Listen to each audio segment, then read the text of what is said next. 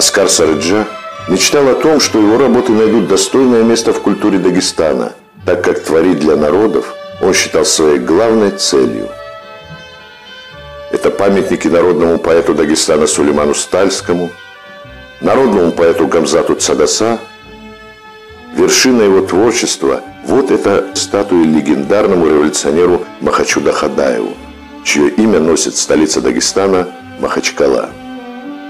Учеба у известного русского художника Евгения Евгеньевича Лансере и знаменитого грузинского скульптора Якова Ивановича Николадзе дали многое молодому скульптору в познании своей профессии, а учеба в Риме потрясла его воображение вершиной мирового художественного наследия монументальной итальянской живописи и скульптуры. Его талант воплощен во многих монументальных произведениях, разбросанных по всему бывшему Советскому Союзу. Он является первым профессиональным скульптором Дагестана.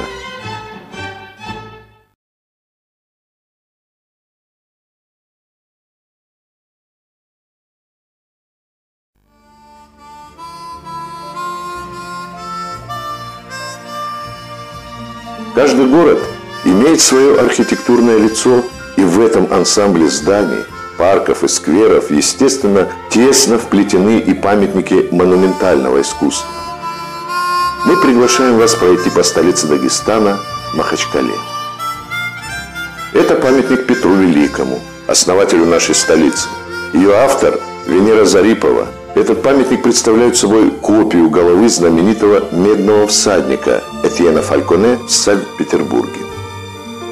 Монумент памяти воинам, погибших в Великой Отечественной войне, автор Алирзай Мирбеков. Символ победы.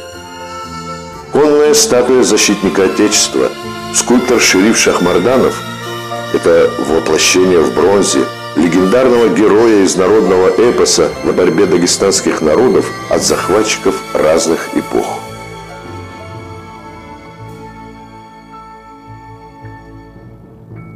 Памятник летчику, дважды Герою Советского Союза Амитхану Султану. Юсупу Акаеву, летчику, Герою Советского Союза. Али Алиеву, пятикратному чемпиону мира по вольной борьбе. Памятник руководителям революционного подполья, расстрелянные врагами революции. Все эти памятники творения рук большого мастера, народного художника Российской Федерации и Республики Дагестан Гейбата Гейбатова.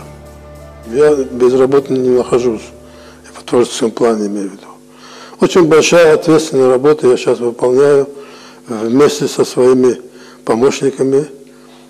Памятник известным семье, посвященной семье Лезгинцевых, которые оставили государственное строительство, особенно во флоте, начиная от отца и сыновей, почти 6-метровой фигуре вот этих известных личностей.